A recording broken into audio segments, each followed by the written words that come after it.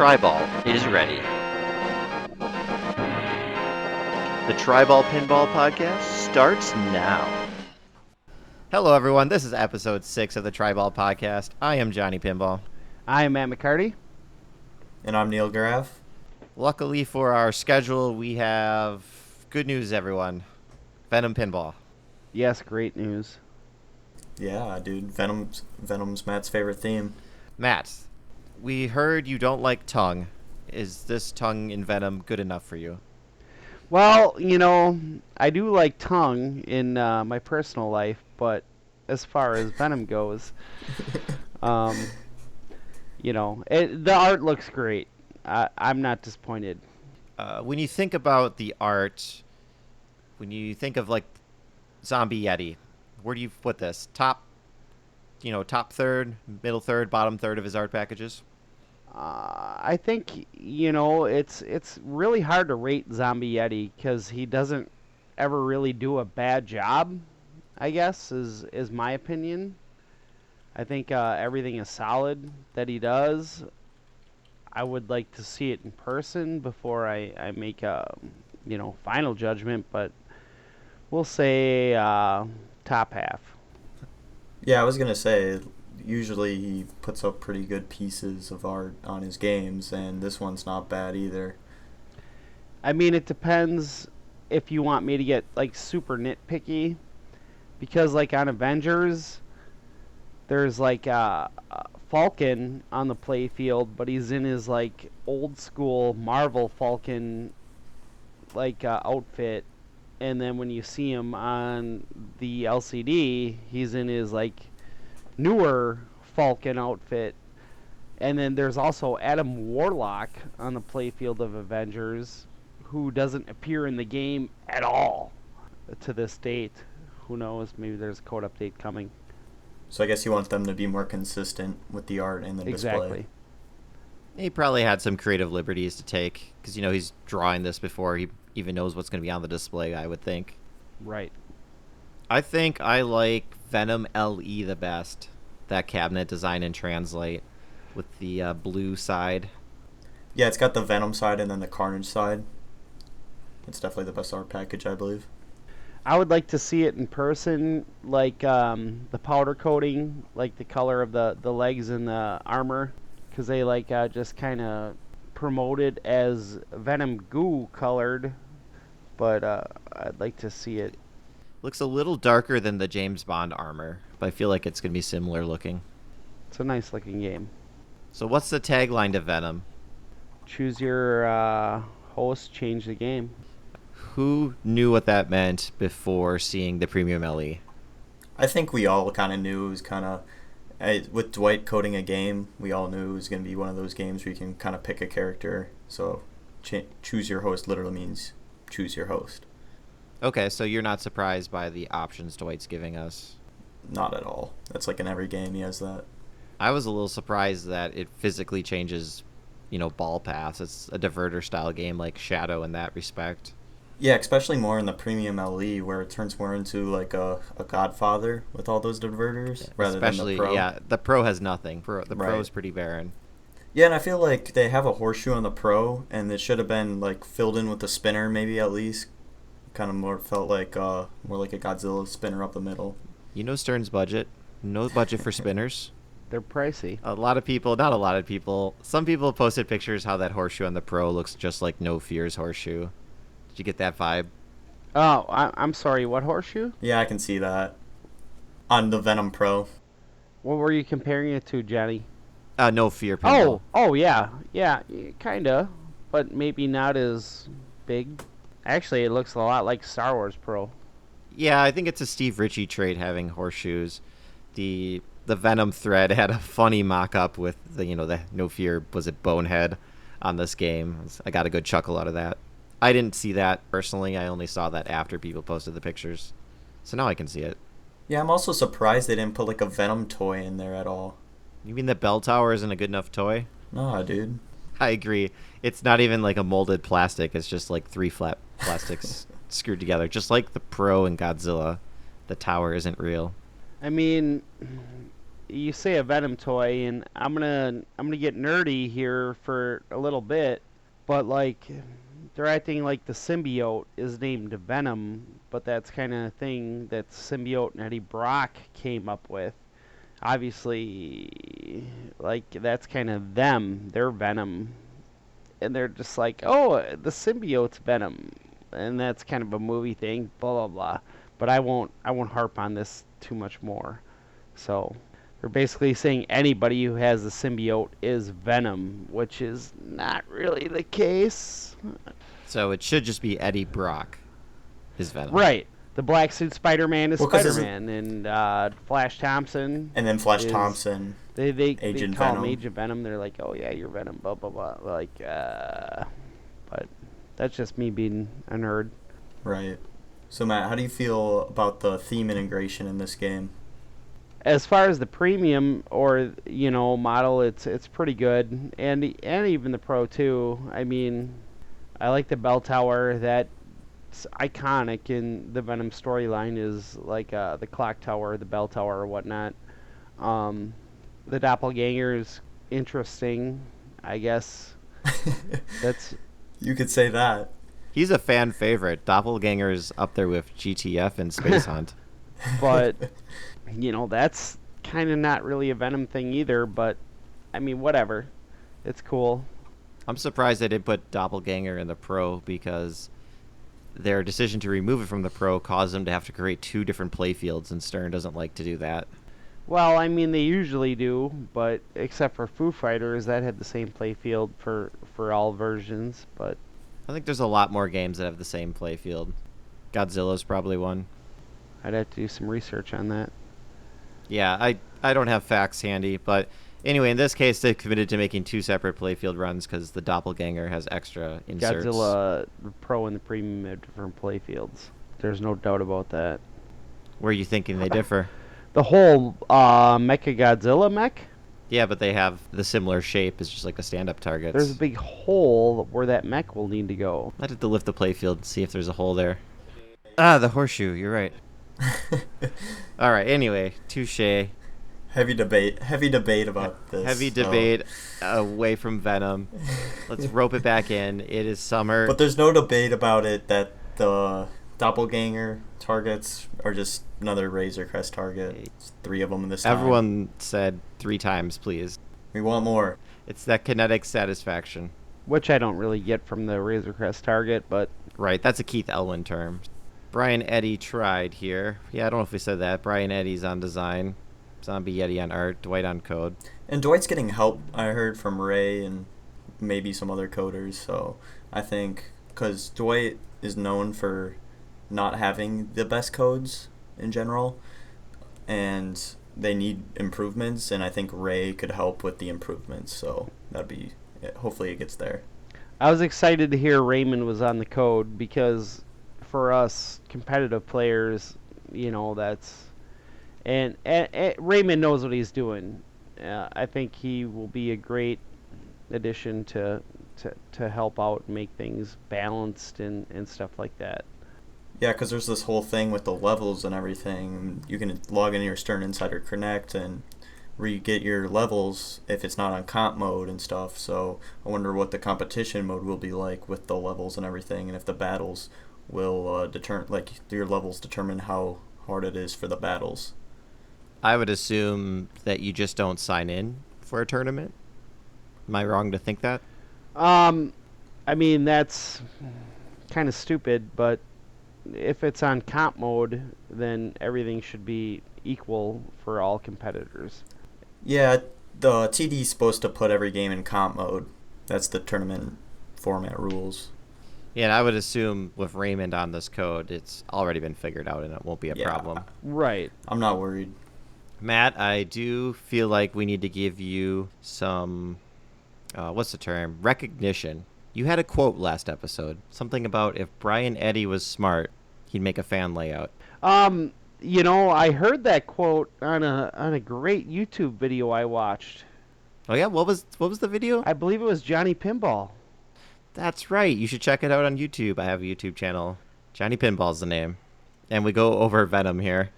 And I quote the great Matt McCarty. Yes, and he did the fan layout, which I'm kind of excited about. You don't think it's too boring and simple? Well, there's a lot of state changes, and I think we can dive into, the fan layoutness. Was that a good choice or not for Brian Eddy? I mean, it's not a hard choice, you know what I mean?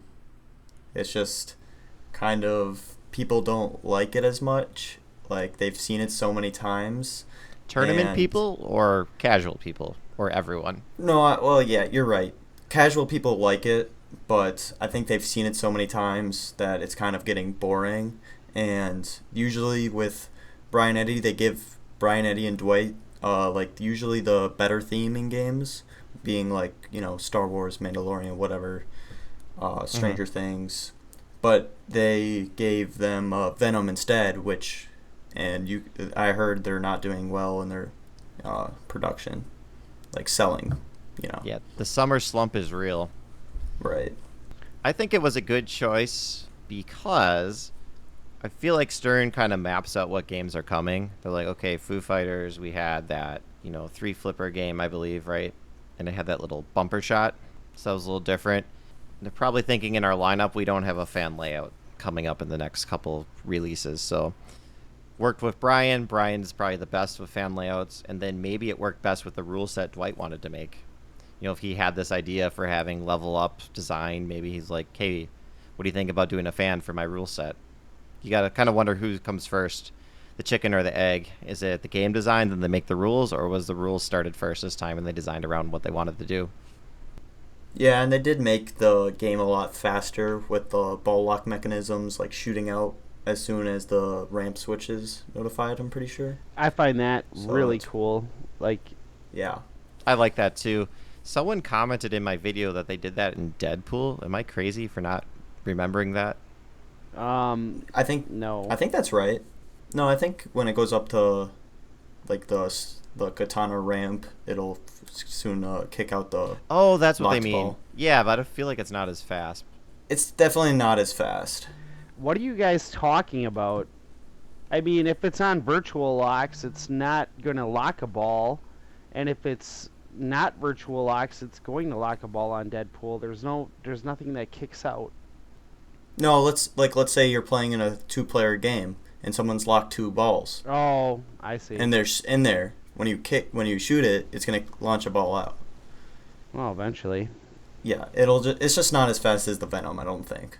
Yeah, I think Venom it's got 2 of them. It's kind of one of the main features of the game. It's quick. What do you think about what's Red Spider-Man called again? Carnage? Carnage. Yeah. What do you think about the Carnage toy? I think that's a pretty cool idea, like having it just stick there after Yeah. a captive ball shot. It's like a modern Very target. Yeah, that's a good point. If you hit it really well, you could advance it farther maybe. Like, yeah, I kind of like that. Be cool if there was like a boxing bell. If you hit it all the way to the top, it just went ding. Exactly. I don't know if that fits the theme, but Well, there is a bell in the game. Yeah, just start ringing the bell a little bit. there you go. Maybe they can code that in. Well, I don't know if Stern just had extra Mandalorian ramps when they designed this, but you've got that big ramp in the center going to the right. It's very similar to his last game. Oh yeah, very similar. We have to check the part number on that. It might be the same, bottom third of the ramp. Well, I mean, that's not unusual for Stern. I mean, Gomez did it. There's literally the exact same ramp in Batman and Deadpool. That's right, and I think it's into Star Wars Home too, perhaps. Could be. And there's nothing wrong with that. No, nothing wrong with it. It's not going to an upper playfield this time. It's just going to the fast locks. I'm definitely excited to play it. Did anyone watch the stream? Yeah, I watched the premium stream. I didn't see the pro stream. If they did that, I kind of been looking for it, but I haven't found it. They did a pro stream. Yeah, the pro stream was the next day. I would say the heart seemed to be more in it for the premium stream. It was like a better performance. Yeah, it's definitely got a lot more in it. For me, I don't think I would buy this game still after watching that stream. It looked fun, but it didn't. It's the theme too. I mean, I don't know anything about Venom. I'm kind of sick of 180 ramps too, because I hate missing that in Godzilla on the left side. It's comes back down. Yeah, a lot of those rejects. Yeah, when you get the premium, you have 2 of them. You got 2 180 ramps, 1 standard ramp. Yeah, you definitely got to hit them more spot on. Well, that depends on your host. True. But no, I hear you. You know, I get frustrated with that 180 ramp in like Led Zeppelin.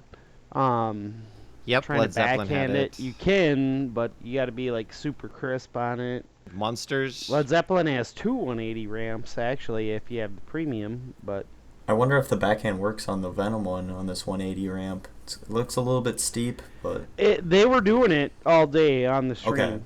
Okay. Like yeah, you can backhand this, boom, and they were. But a couple of those guys are blowing it up really well. Yeah, and I like the levels idea, just playing in like a normal casual setting and not a tournament or anything, where you can just kind of carry over from your progress with your levels. And I heard I think if you beat I think it's Grendel, it might be the mini wizard mode, you can like save progress from there and then go to the wizard mode and face null. So that's pretty cool. They kind of got that grid there on the bottom third. I think those are all your characters. Am I wrong? Yeah. Yeah. Yeah, the grid is what you pick, I think, as a character, right? And you just try to like figure out what battle you want. Is that how it works? So the grid, Yeah. each character will light 3 lights up and down, and there's 12 lights total. And when you pick a character, your host, whatever, you start your mini mode, and the mini mode can be completed in 2 shots, and there always will be like 3 running when you start a character. So you complete your 2 shots for whatever mini mode, and that will give you your light. And then you can change hosts like in the middle of the game. So you want to get as many mini modes done, and each host is a different set of mini modes. And then when you kind of light the lights around the box, you can get, playfield multipliers, more time, the flamethrower, you get awards. Okay. So it's kind of interesting. The tournament strategy in that would be constantly changing your characters in order to get your, extra Yes. playfield multiplier and your flamethrower or whatever. I mean, that'd be almost any strategy, because, you'd want it all the time. You want to keep, and if you start Eddie Brock, he starts maybe, on the far left, then you won't want to go to Flash, because he's on the far right, so you're going to, kind of want to go in line, so your lights coordinate with each other and fill the boxes, I guess. It's kind of hard to explain. It'd be easier visually, but... And there's a 2-page rule book out there. Yeah, I've been reading it, for the past week. Some people say it's 3 pages too many. A lot of people don't read over 29 pages. I'm really excited to play this game, to be honest. I think it'll be fun. Tournament, I don't know. I mean, that's a competitive player in me, but for at home, I'm gonna enjoy it. Can't wait to get rid of my Godzilla. Yeah, it definitely seems one of more of those collector games, one of those games you play at a bar instead of a tournament. But I think that's the fun of it, and trying to level up. I think that's such a good idea of bringing that video game side of it into pinball with the XP and levels. I think that'll be good. If you can get people to scan in, or the location needs to be online, it's not going to work if it's offline. Right. How many times you go to play a game and it's offline? I feel like you see that more times than you want to say you see it. Yeah, and that's probably because Stern includes the cheapest Wi-Fi dongles they can get when you buy a machine. But Rush is always offline. Oh, I hadn't heard, so the dongles are just that bad that they keep dropping? Yeah, well, but honestly, I'll go to various locations. Every game will be online but Rush. It's weird. I was at Lumberjacks because you had us as our assignment play Galactic Tank Force, and I want to say Beatles was offline there. Yeah, that happened. Yeah, I noticed that too. It was online yesterday. Yep, sounds like a Stern problem. But yeah, everything was online but Beatles. I think it's the Wi-Fi dongles. I'm not sure. But Matt, I don't want to just gloss over what you said earlier. It's a kind of a hot take. You said you're happy to get rid of Godzilla for Venom. I wonder how many people out there are in your shoes. Probably not a lot. I actually played Godzilla earlier, and I had my first ever perfect Gigan, where I hit all 8 ramps in a row. Nice. And it was like, ah! But, yeah, it didn't. Shoot the wamps. But yeah, I'm just excited. Venom is very dear to my heart as a theme. Do you got a home So- for your Godzilla? Is it getting relocated? Yeah, it'll probably be at Lumberjack Johnny's Appleton. Oh, okay. So you just kind of trade them out. Yeah. Gotcha. Well, that's not a bad deal for you. You always get a fresh game. No, not at all. And it's kind of why my friend bought me the topper. He's like, well, I know it's coming back to me. And I'm like, yeah, you're right. That was right. Neil, any final thoughts here on Venom? No, not really. I'm just excited to try it. Yeah, I'm kind of in the same boat. Yeah, you kind of got to have a feel for it for yourself before you can really say it. All these are just impressions, You can't really judge it quite yet. You got to give Stern credit for being able to keep a schedule, right? Other manufacturers, it's years before their game actually comes out, and Stern's already on number 2 this year. And I mean, Yeah, that's amazing. the game doesn't look like a flow monster, but it looks fun. With a fan layout, you can't really have like a ton of flow, because there's only 2 ramp. Like Foo Fighters is probably the best flow game Yes. I've ever played, but I think it'll be really good. My concern is on Brian Eddy's best games, like where's his castle? Where's his, spaceship on this one? Like what's going to be the wow moment? Could be the Venom captive ball. Yes, we won't know till we play it. I don't think Carnage, just by looking at it, I don't think Carnage has the same effect. You're right. It's like Bart The Simpson. bell tower. There's a ringing bell. Yeah, but it's just a little target. That's misleading too. They said the bell rings because they just bought bells. I'm guessing that bell is not connected to anything. I don't think it actually rings when you hit it, besides like the digital sound. Moving on. Do we want to briefly talk about GTF? Sure. What's did you get more time on it, Johnny? If you follow me on social media, Facebook Johnny Pinball, I did go out and play probably 5 games on GTF before. Yeah, and you tore it apart on social media. I did not tear it apart. David Fix produced a product that sucks. So I'll go over quick my opinion on the game. It's just how I remember at Expo. It's actually kind of fun to play when you play it. But this game just suffers from software issues. After every game was over, it lost track of the balls and had to do a ball search and kind of reset itself. And then in my final game, when I was doing really well, about to get high score, the thing just reset on me. It's like, nope, you're done. And I was done at that point too. What's really well? What was your score? I was at, was it like 1.8? Billion? When it was done, it had me at score number 2. It just called me like Hunter. We were wondering who that was. Yeah, that was me. Oh, nice job. Yeah, I mean, it's got its quirks. Here's what I don't like. Yeah, this is a question out to the software dev team. They say sometimes when you hit the spaceship, you're going to get that ball safe popper. Okay, cool. But I need some sort of indication as a player to when that's going to happen, because sometimes I shoot it, it pops up, sometimes it doesn't, and it's really frustrating to know when's it safe to go for it. So, I mean, personally, I wait for the methane shot where it'll be blue in the center of the tank, or if you're in the robot mode, it like scrolls, and then once you destroy it, you get like the literal ball save and not the up post. And there was problems with the up post, like the disc that comes up. It was too tight, so it wasn't coming up as it should. That seems to be working better now. But Okay. I mean, you can get your ball stuck between your flipper and that center Yeah, the post that sneaky comes drain. up, and it's like, and then you're screwed. Like, yeah, the game has its flaws, but it can be fun. I don't think too. it was ready. I think it needed another year in the oven. I mean, how long has this game been in development? I heard it's been I don't know. years, and no one wanted to make it. Is it Duke Nukem Forever? No one wanted to make it, but it wasn't in like real development, right? It was homebrew development. I guess. Once it got to AP, it got a real software team, got real engineers, etc. My take is it probably shouldn't have come out at all. Oh, I Throwing don't it know. out. It's not that bad. It's not that bad. I'm joking. It's okay. Are you joking? It's okay.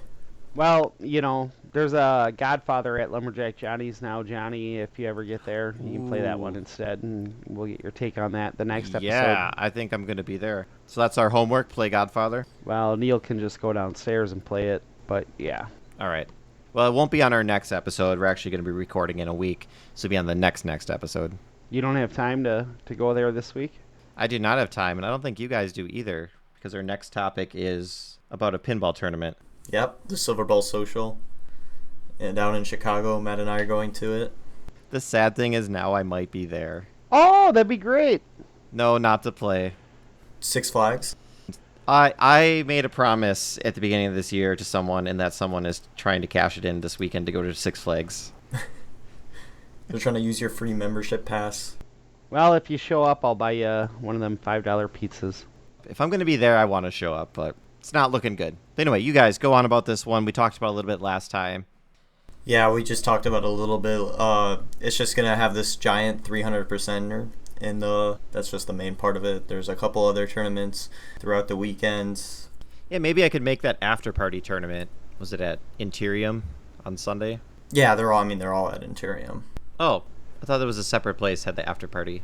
The place is like pretty big. It's kind of a big complex where they have bowling, like the little bowling alleys and like redemption games and pinball and bar, restaurant. Yeah, very huge. It's like on the second floor too. So. Sweet, this place has 2 floors. Yeah.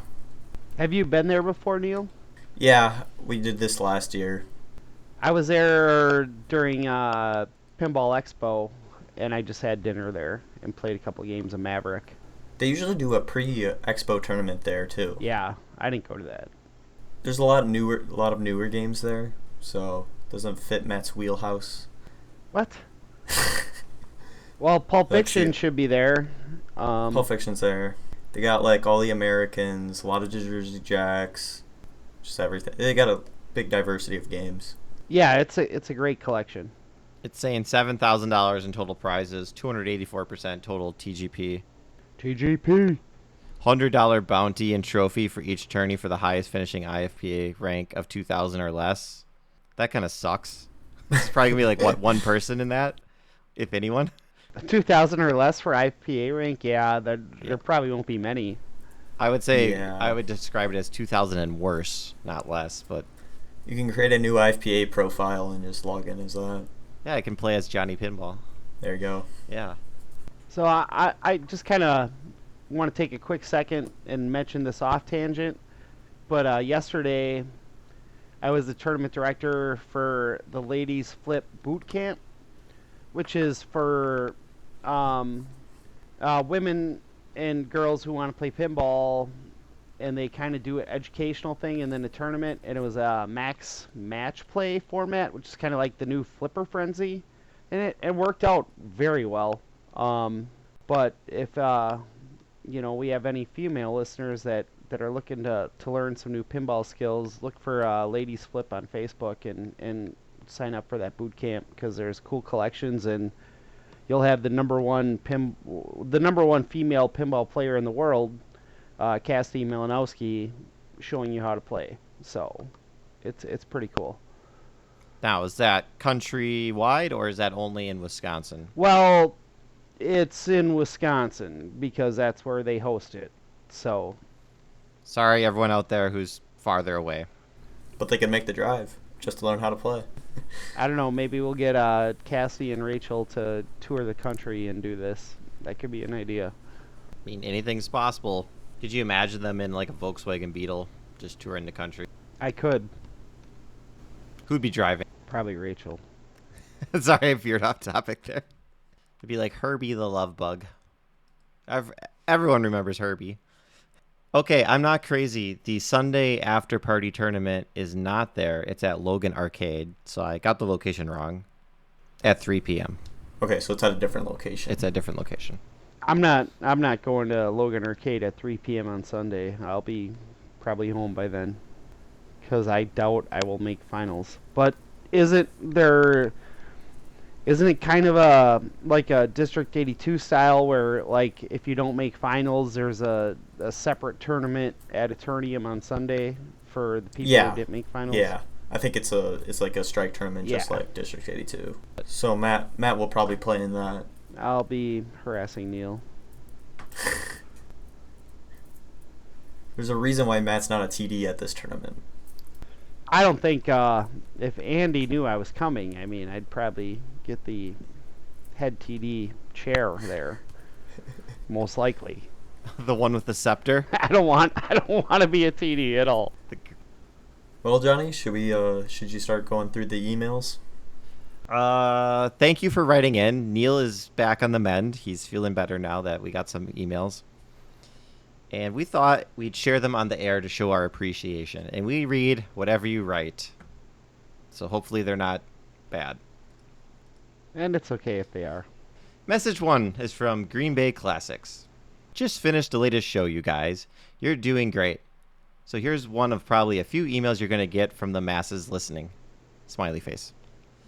I enjoy listening so much that every episode I wish was longer and I could enjoy more while working throughout the day. Ideas for possible segments.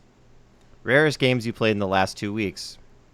Well, that's not a bad idea. I'm trying to think, what did I play in the last 2 weeks? I'll say Beatles. Godfather, GTF. Yeah, who am I kidding? It's GTF. All right, so thank you for writing in, Green Bay Classics.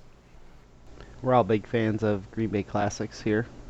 All right, our second email comes from a local Nathan. Nathan says, "Hello, folks. You wanted an email, so you're getting one. Just wanted to give a quick thought from last episode when talking about post-stopping the ball before the flipper on Wheel of Fortune. Oh, that's right. Wheel of Fortune, we didn't know why it stopped that. The post raises when shooting the ramp that spins the wheel. The game stops the ball to give a chance for the wheel to spin, for the player to review the results. Review the results of the spin. That way people can plan out what contestant to shoot for and get highest point values or bonuses. I didn't know that. I just wait blindly there." It sounds like Matt did too. Yeah, honestly, like I almost thought that was like you were supposed to use like the flipper buttons to select letters to complete the puzzle. You know, I'm like, what's going on here? Yeah. But But it just shows you the wheel, see what you get, and then you have to flip the flippers when you're ready. So Yeah, so next time I'm going to be looking at the contestants, it sounds like. yep. Cool. Thanks, Nathan. He's got some ideas here, but we'll discuss those off air if we want to for more segments. And I just want to add, check out Green Bay Classics on YouTube for some cool content, auto racing and pinball. He always does nice stuff. he does it all. All right, we got another email here from Glenn. He's referencing when I said elderly people like to eat bread pudding. He says, "Hey guys, my favorite dessert every year is the apple pie I bake for Thanksgiving. If I'm ordering at a restaurant, it's always cheesecake. Yeah, can't go wrong with cheesecake." He continues saying, "I think you guys are doing a great job coming together as podcast hosts. Keep it up and always try to lean into having original ideas and segments." All right, another props for the segments. "I don't care how weird it gets as long as it's authentic, only to your show. This is why I love Orbeez show so much. My personal fave for me is the TD situations with the three of us debate.